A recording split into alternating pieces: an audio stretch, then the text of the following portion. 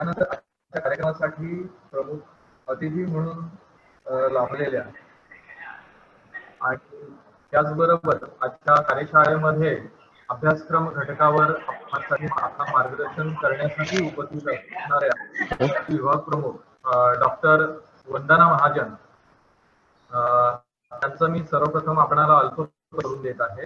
आपण सर्वांना सुपरिचित असणाऱ्या डॉक्टर वंदना महाजन या मराठी विभाग मुंबई विद्यापीठ या ठिकाणी विभाग प्रमुख म्हणून कार्यरत आहेत.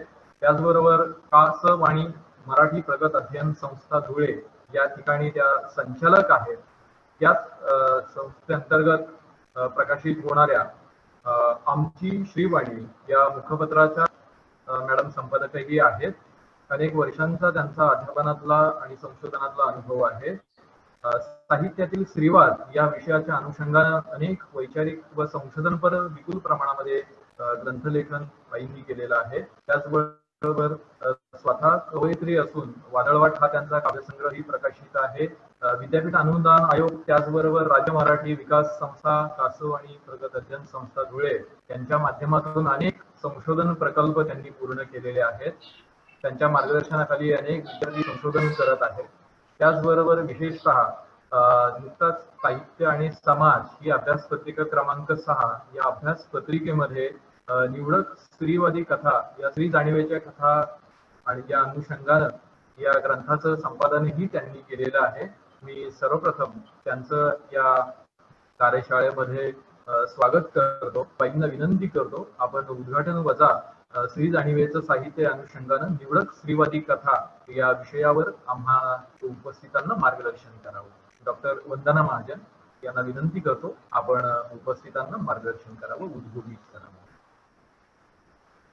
धन्यवाद सर. माझा आवाज पोहोचतोय तुमच्यापर्यंत?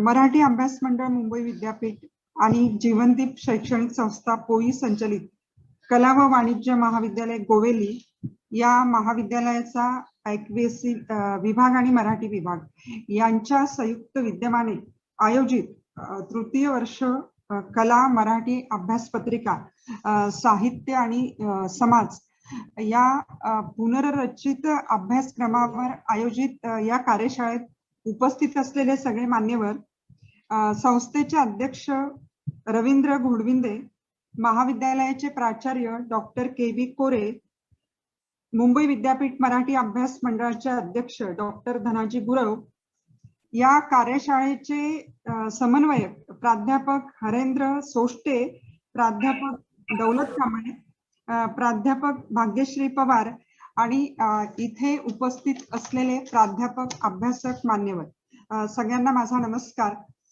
साहित्य आणि समाज या अभ्यास पत्रिकेच्या अनुषंगाने काही एक विचार तुमच्या पुढे मी मांडणार आहे. तत्पूर्वी या कार्यशाळेचं उद्घाटन झालं असं मी जाहीर करते आणि आताच सोष्टे सरांनी सांगितलं त्या पद्धतीने स्त्रीवादी साहित्य, स्त्रीवादी जाणीवेचे साहित्य आणि त्यातही अभ्यासक्रमामध्ये ज्या स्त्रीवादी कथा लावलेल्या आहेत त्या अनुषंगाने काही एक विवेचन जे आहे ते मी करण्याचा प्रयत्न करणार आहे. आता हे खूप सलग विवेचन नाही, तर त्याच्यातलं काही एक सूत्र जे आहे ते प्रामुख्याने तुमच्या समोर ठेवण्याचा मी प्रयत्न करणार आहे. साहित्य आणि समाज असं ह्या अभ्यास पत्रिकेचं शीर्षक आहे आणि मुळातच साहित्य आणि समाज याचा विचार करत असताना आपण मुख्यतः मराठी साहित्याच्या बाबतीमध्ये जो विचार करतो तो अर्थातच वेगवेगळ्या प्रवाहांनी जे साहित्य निर्माण केलेलं आहे, तर त्या प्रवाहांच्या साहित्याचा आपण प्रामुख्याने विचार करतो. या अभ्यास पत्रिकेमध्ये जे दोन प्रवाह अभ्यासायचे आहेत, एक म्हणजे दलित साहित्याचा प्रवाह आणि दुसरा म्हणजे स्त्रीवादी साहित्याचा प्रवाह. मुळातच साहित्य आणि समाज यांचा अनुबंध काय आहे किंवा सामाजिक दृष्टिकोनातून साहित्याचं विश्लेषण करत असताना ते आपण कोणत्या पद्धतीने केलं पाहिजे, असे असंख्य जे प्रश्न आहेत ते या संदर्भामध्ये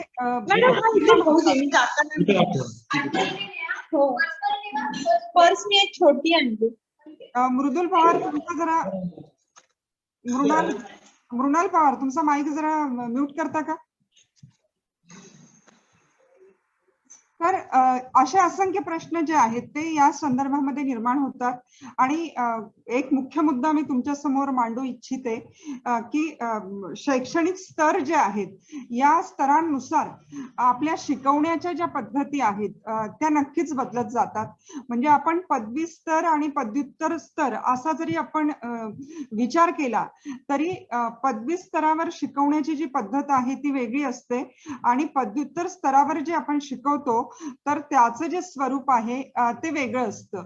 मुख्यतः एखाद्या प्रवाहाच्या अनुषंगाने मांडणी करत असताना आणि तीही सामाजिक दृष्टिकोनातून करत असताना मुख्यतः आपल्या तासिका विशिष्ट घटकांसाठी जी श्रेयांकनं आहेत त्याचा विचार करून नेमकं विद्यार्थ्यांच्या समोर आपल्याला काय ठेवायचं आहे, काय पोचवायचं आहे, मला असं वाटतं की हा सगळ्यात महत्वाचा मुद्दा आहे. एखाद्या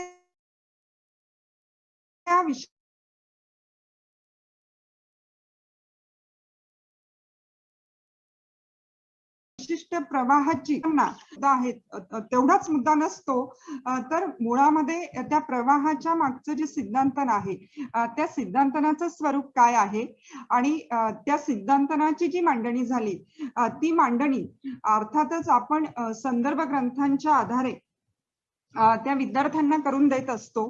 प्रवाहांच्या साहित्याचा विचार करत असताना आपल्याला अजून एका गोष्टीचा विचार करावा लागतो की मुख्यतः प्रवाहांचं साहित्य जे आहे ते समाजकेंद्रित साहित्य आहे आणि त्या प्रवाहांनी विशिष्ट समुदायांचे म्हणा किंवा विशिष्ट वर्गाचे म्हणा प्रश्न जे आहेत ते प्रामुख्याने मांडलेले आहेत आणि मग हे जे प्रश्न मांडले गेले तर ह्या प्रश्नांचं जे चित्रण आहे ते त्या साहित्यातून कसं झालं.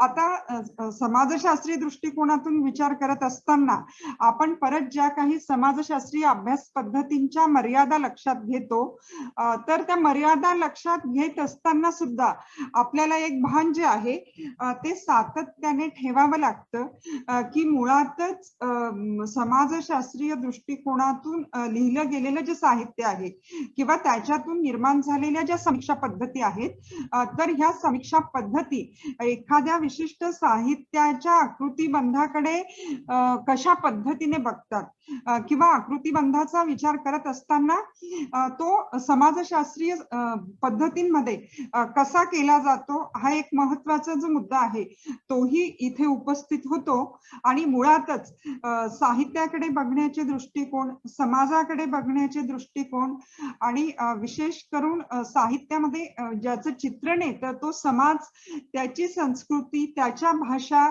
आणि त्याच्याविषयीची जी एक जाणीव आहे ती तिथे कशी कार्यरत आहे आणि त्याच्याही पलीकडे जाऊन ज्याला आपण साहित्यशास्त्र असं म्हणतो की साहित्यशास्त्राचा जो विचार आहे तो इथे कसा केला जातो.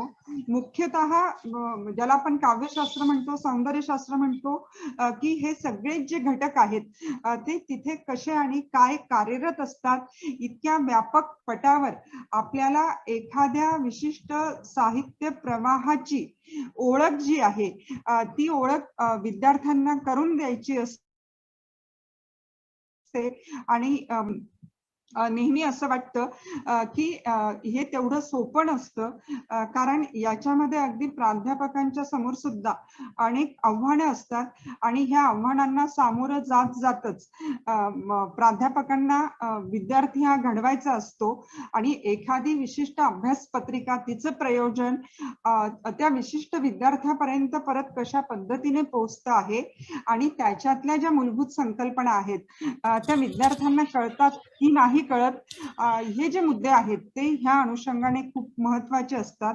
आता मुख्यतः मला दिलेला जो वेळ आहे आणि त्याच्यात मला जे काही बोलायचं आहे ते अर्थातच स्त्रीवादी जाणीवेचं साहित्य जे ह्या अभ्यास पत्रिकेत लावलेलं आहे त्याच्याविषयीची चर्चा जी आहे ती मी थोडक्यात तुमच्या समोर ठेवण्याचा प्रयत्न करते. मुळामध्ये स्त्रीवादी प्रवाह त्याच्याविषयीचं मराठीमध्ये आजपर्यंत जे काही लिखाण झालेलं आहे त्याचा हा विचार करत असताना आपल्याला स्त्रीवादाविषयीच्या असंख्य ज्या गोष्टी आहेत त्या लक्षात घ्याव्या लागतात.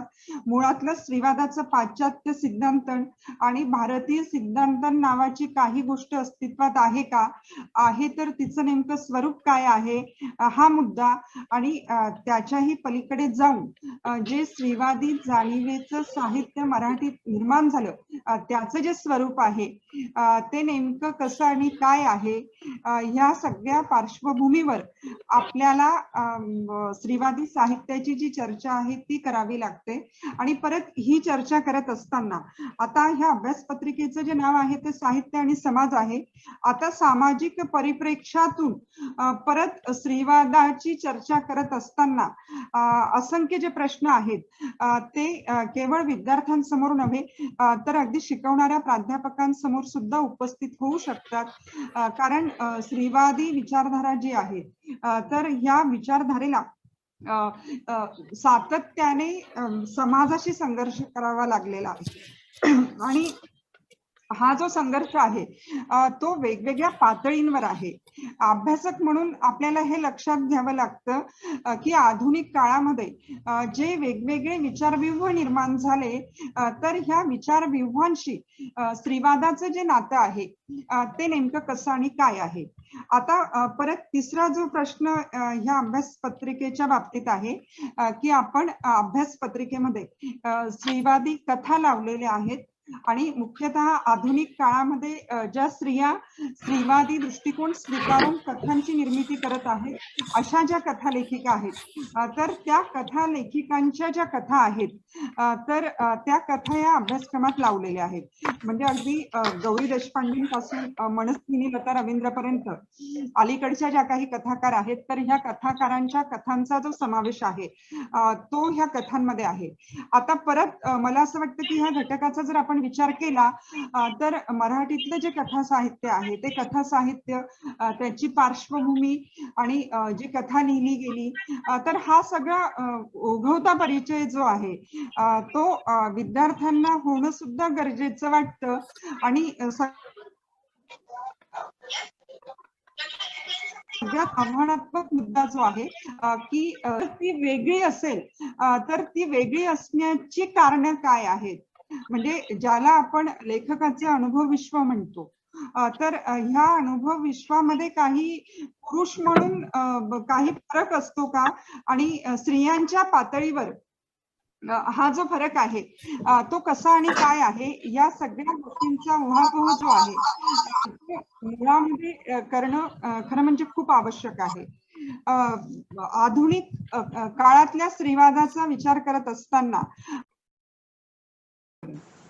तर आपण स्त्रीवादाच्या ऐतिहासिक मांडणीची चर्चा करत होतो की अशा स्वरूपाची अभ्यास पत्रिका शिकवत असताना ज्या मूलभूत गोष्टी विद्यार्थ्यांना माहीत असणं आवश्यक असतं तर त्याची चर्चा आपण स्त्रीवादाच्या अनुषंगाने करत होतो. आणि ही चर्चा करत असताना पहिला जो मुद्दा आहे तो अर्थातच स्त्रीवादाच्या ऐतिहासिकतेचा आहे की ऐतिहासिक दृष्टिकोनातून स्त्रीवादी जे सिद्धांतन आहे तर त्या सिद्धांतनाची मांडणी आणि त्याचा जो परिचय आहे तो विद्यार्थ्यांना असणं आवश्यक आहे. आणि मुळामध्ये मग ज्याला आपण पाश्चात्य स्त्रीवाद म्हणतो त्या स्त्रीवादाची सुरुवात त्या स्त्रीवादाने जे सिद्धांतन केलं ते सिद्धांतन त्याच्यातून समाजाकडे आणि संस्कृतीकडे आणि एकंदरीतच ज्याला जहाल स्त्रीवादामध्ये पितृसत्ताक व्यवस्थेविषयीचं जे विवेचन केलं गेलं तर ही जी पितृसत्ताक व्यवस्था आहे तर ह्या पितृसत्ताक व्यवस्थेची जी पाळमुळं आहेत तर त्या मुळांविषयीची जी जाणीव आहे ती विद्यार्थ्यांमध्ये असणं खूप गरजेचं आहे. नाहीतर स्त्रीवादी विचारधारा आणि एखाद्या साहित्य प्रकाराच्या अनुषंगाने स्त्रीवाद शिकवत असताना किंवा अगदी विद्यार्थ्यांमध्ये स्त्रीवादी दृष्टिकोन विकसित करत असताना ज्या काही अडचणी आपल्याला येतात, मला असं वाटतं की कधीतरी त्याची जी मनमोकळी चर्चा आहे ती सुद्धा आपण केली पाहिजे.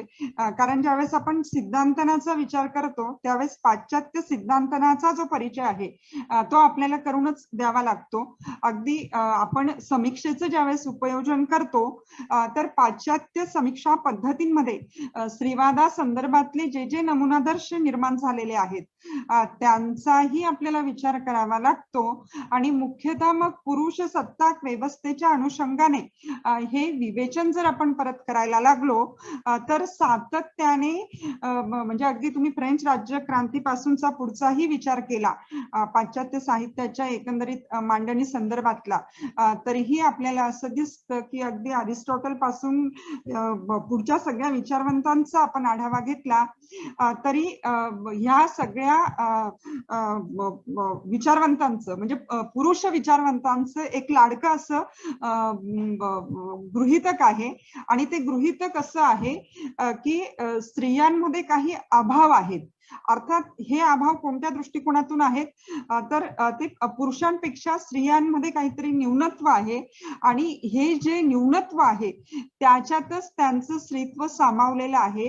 हे जे विचारवंतांचं लाडकं प्रमेय आहे तर त्याची जी मांडणी आहे ती मांडणी करणं आणि त्या मांडणीतले खरं म्हणजे स्त्रीवादी दृष्टिकोन परत काय करतो की ह्या मांडणीतले जे कच्चे दुवे आहेत किंवा ही जी वर्चस्ववादी मांडणी आहे ही वर्चस्ववादी मांडणी कोणत्या दृष्टिकोनातून केली गेली त्याच्यातली कारणं काय आहेत. म्हणजे आता पाश्चात्य साहित्याच्या संदर्भामध्ये अर्थात धार्मिक कारणं असू शकतात, ती वर्गीय कारणं असू शकतात, ती वंशवादाची कारणं असू शकतात.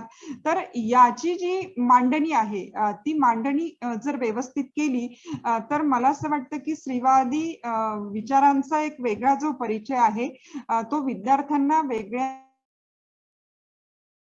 पातळीवर नाही तर आता स्त्रीवादा संदर्भात जे सातत्याने आपल्याकडे घडतं आहे की एकीकडे स्त्रीवादी अभ्यास करणं हे आपल्याला खूप सोपं वाटतं पण मुळामध्ये एखादा विचारव्यूह समजून घेणं आणि मग त्या अनुषंगाने एखाद्या साहित्य प्रकाराची चिकित्सा करणं हे मुळातच खूप अवघड काम आहे.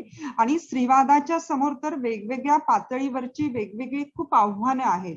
आता पाश्चात्य साहित्याच्या संदर्भामध्ये परत आपण वंशवादाचा विचार करू शकतो, वर्गाचा विचार करू शकतो, आपण धर्माचा करू शकतो आणि त्याच्या आधारे लिंगभावाची जी मांडणी आहे ती जी युरोपमध्ये किंवा इतर आशिया खंडातल्या काही देशांमध्ये केली गेली तर त्याचं जे स्वरूप आहे मुख्यतः अमेरिकेच्या बाबतीत विचार करत असताना अमेरिकेतला गोऱ्या स्त्रियांनी मांडलेला स्त्रीवाद आणि त्याच्यानंतर तिथे निर्माण झालेला ब्लॅक फेमिनिझम किंवा काळ्या स्त्रियांनी केलेली त्या संदर्भातली वेगळी मांडणी ही जर आपण लक्षात घेतली तर मला असं वाटतं की भारतीय स्त्रीवादाच्या संदर्भामध्ये काही एक वेगळी चर्चा जी आहे ती आपल्याला करता येऊ शकते.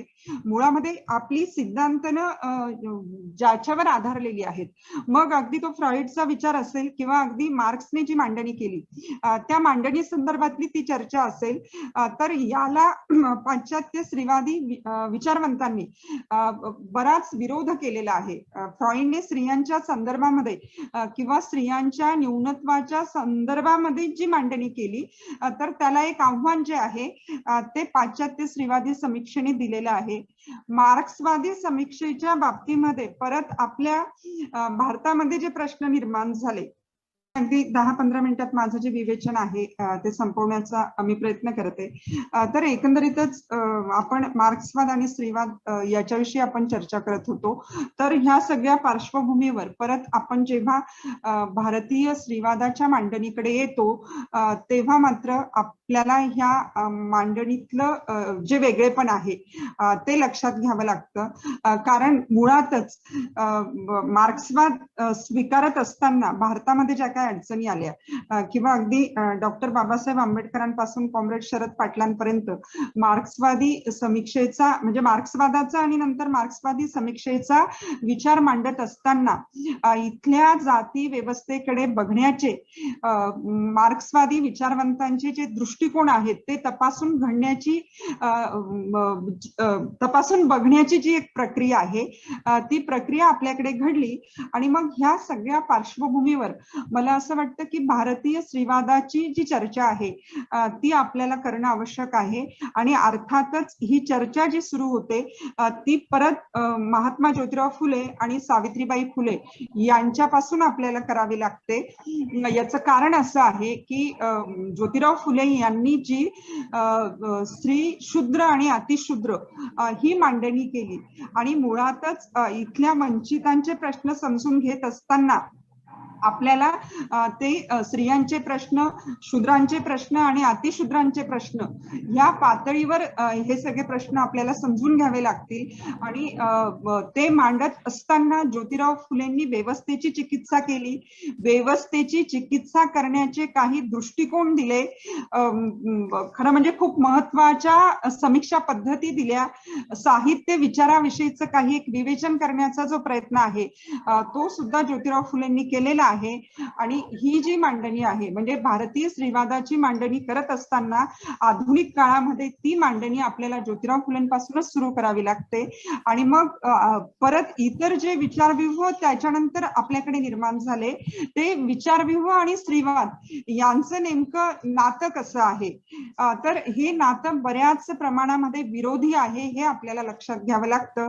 कारण जरी साहित्य आणि समाज या अनुषंगाने आपण ही मांडणी विद्यार्थ्यांपुढे मांडणार असू, शिकवणार असू, तरीही मला असं वाटतं की समाज आणि जे सामाजिक विचारव्यूह आपल्याकडे निर्माण झाले त्या विचारव्यूहांचं आणि स्त्रीवादाचं जे नातं आहे ते नेमकं कसं आणि काय आहे याची चिकित्सा केल्याशिवाय स्त्रीवादी दृष्टिकोन नेमका काय आहे त्याच्यातून ज्या स्त्रीवादी समीक्षा स्त्रीवादी समीक्षा आकाराला आलेल्या आहेत, तर त्या स्त्रीवादी समीक्षेचं जे रूप आहे ते काय आहे हे आपल्याला कळणार नाही. मुख्यतः आता आपल्याला जो साहित्य प्रकार शिकवायचा आहे अर्थातच आपल्याला कथा शिकवायची आहे. आता मुळातच स्त्रीवादी विचारधारा एखाद्या साहित्य प्रकाराकडे बघत असताना स्त्रीवादी दृष्टी किंवा स्त्रीवादी विचारव्यूह आपल्याला काय सांगतो आहे. मुळामध्ये आता कथेची जी मांडणी आहे ती मांडणी जर आपण लक्षात घेतली म्हणजे कथेचं सिद्धांतन आपण लक्षात घेतलं, हे सिद्धांतन मांडण्याचे जे जे प्रयत्न मराठीत झाले त्या सिद्धांतनाचा आपण विचार केला तर आपल्याला काय दिसतं म्हणजे कथन परंपरेच्या अनुषंगानेही आपण हा सगळा मुद्दा जर लक्षात घेतला तर मुळामध्ये ज्या कथन परंपरा आपल्याकडे मांडल्या गेल्या या सगळ्या कथन परंपरा ह्या पुरुष सत्ताक कथन परंपरा आहेत. आणि पुरुषांचं जे वर्चस्व म्हणजे जे वेगवेगळ्या इझम मध्ये मांडलं गेलं, मुख्यतः मार्क्सवादाने सुद्धा हे मान्य केलेलं आहे की वर्गीय विचार करत असताना किंवा वर्गलढा नावाची जी गोष्ट आहे तर तिथलं जे पुरुषी वर्चस्व आहे त्या वर्चस्वाचं स्वरूप काय आहे. परत मार्क्सवादी समीक्षेकडे येताना म्हणजे संस्कृतीकडे बघण्याचे दृष्टिकोन किंवा त्याचं विश्लेषण करण्याचे जे दृष्टिकोन आहेत तर हे जर आपण तपासून बघितले तर साहित्य आणि संस्कृती याच्यावरचा जो पुरुषी वर्चस्ववाद आहे तो व्यवस्थित समजून घेतल्याशिवाय आपल्याला स्त्रीवादी साहित्य शिकवणं शक्य होणार नाही. हा महत्वाचा जो मुद्दा आहे तो आपण ह्या ठिकाणी लक्षात घेतला पाहिजे. आणि कथन परंपरेच्या अनुषंगाने सुद्धा आजपर्यंत मराठीमध्ये जी मांडणी झालेली आहे तर तिच्यावरचं जे पुरुषी वर्चस्व आहे ते आपल्याला सहज दिसतं आहे. मुळामध्ये कथा का सांगितली जाते, कथेचं गोष्टीशी असलेलं नातं काय आहे. आणि आता आपल्याकडे आजीबाईची जी गोष्ट आहे ती आजीबाईची गोष्ट खरं म्हणजे प्रसिद्ध आहे की गोष्ट सांगणारा जो घटक आहे तोच मुळात आजीबाई आहे. पण आपल्या एकंदरीतच मांडणीमध्ये ह्या पद्धतीची जी मांडणी आहे ती कथन परंपरेच्या अनुषंगाने सुद्धा झालेली आपल्याला दिसत नाही. आणि जेव्हा परत आपण ह.ना. आपटेंच्या पुढच्या कथेचा विचार करतो, जी आधुनिक काळामध्ये नियतकालिकांच्या माध्यमातून कथा आपल्या समोर आली, तर त्याही कथेचं विवेचन जरी आपण केलं तरी निर्विवादपणे आपटेंना आपल्याला एक श्रेय द्यावंच लागतं की मुख्यतः समाज केंद्री जी कथा आहे ती आपटेंनी निर्माण केली. आता त्याच्याच आगे मागे काशीबाई कानेटकर ज्या आहेत त्या कथा लिहिताना आपल्याला दिसत आहेत. मुळामध्ये अद्भुतरम्य आणि वेगळ्या स्वरूपाच्या कथेला एक सामाजिक आशय देण्याचं जे काम आहे ते ह्या काळामध्ये सुरू झालं.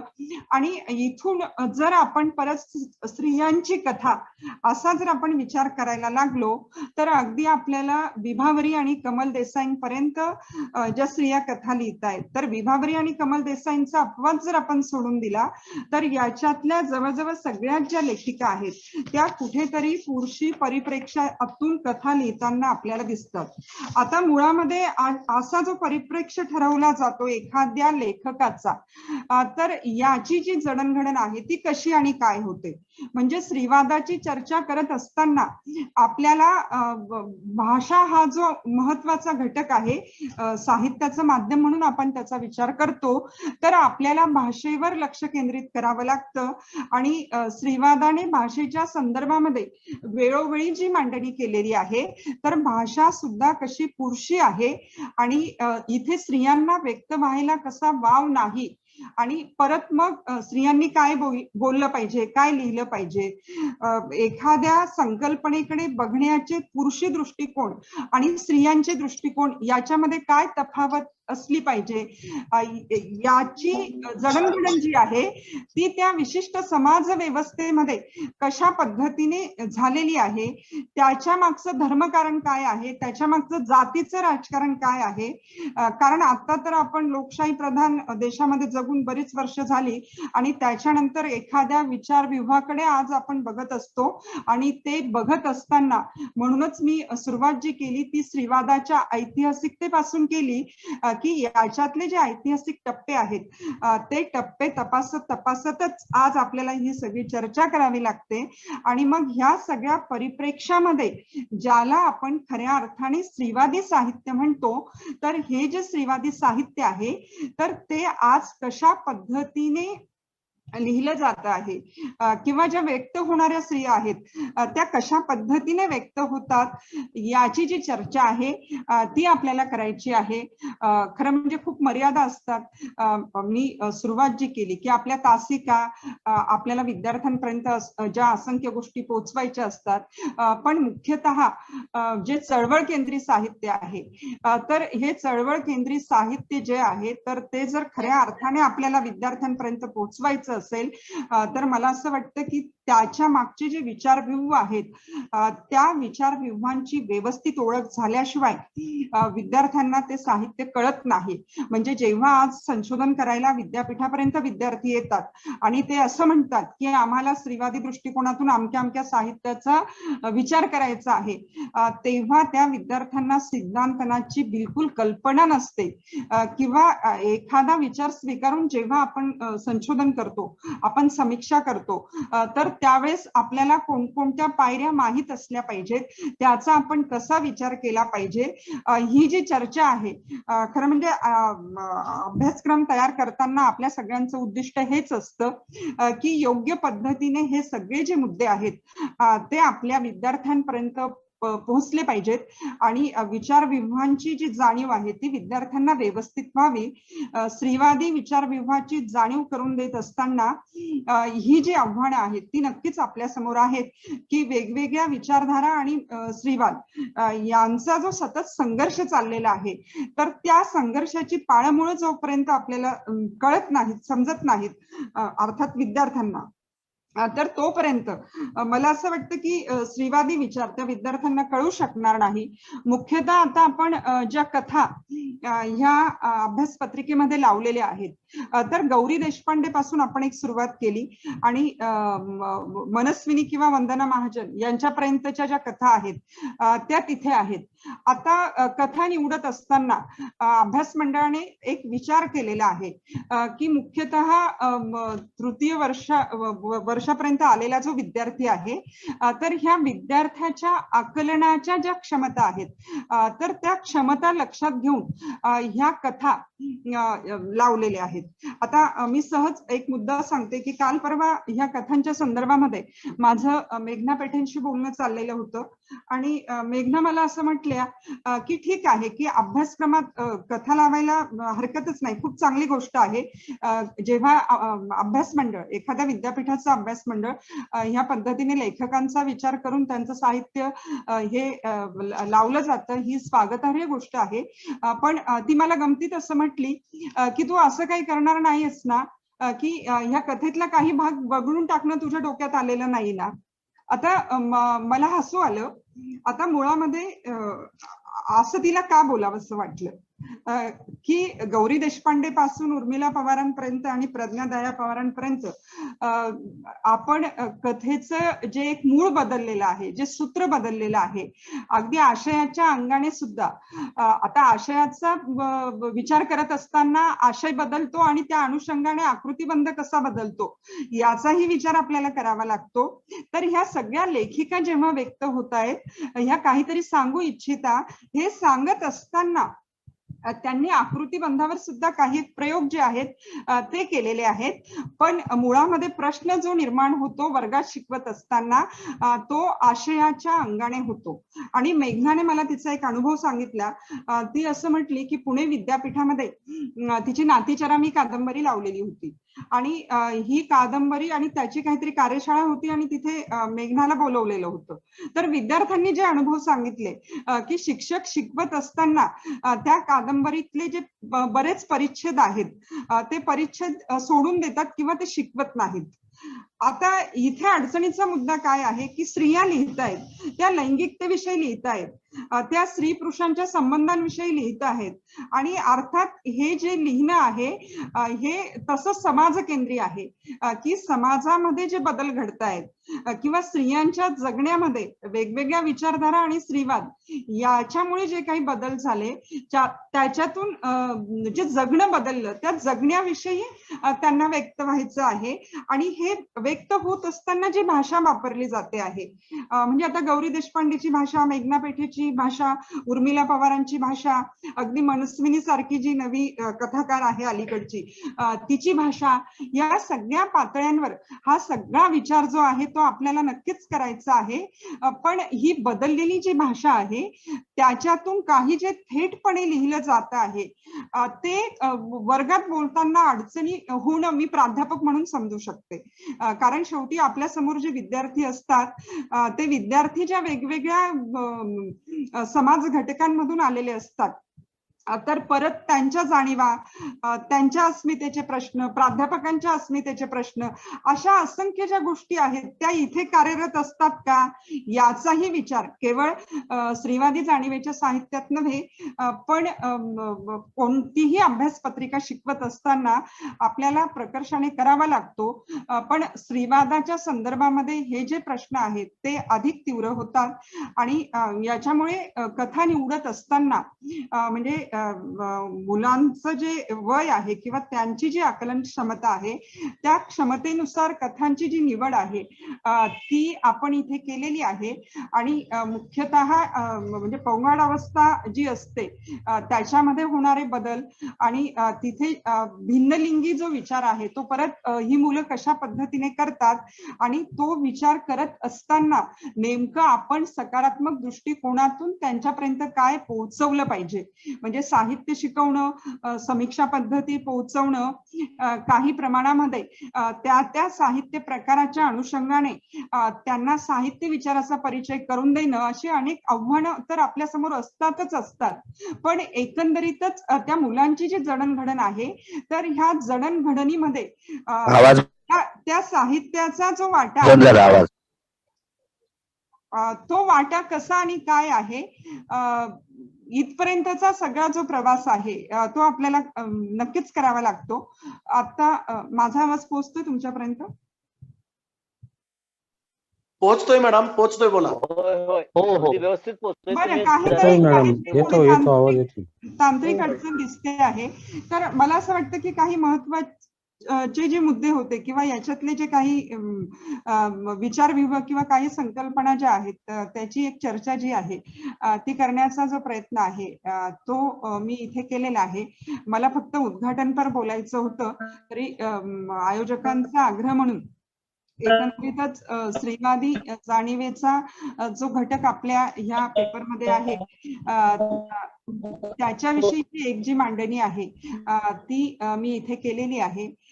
मी आता इथे थांबते. आयोजकांनी मला बोलवलं आणि तुमच्याशी संवाद साधण्याची संधी दिली त्याबद्दल मी त्यांचे आभार मानते. धन्यवाद.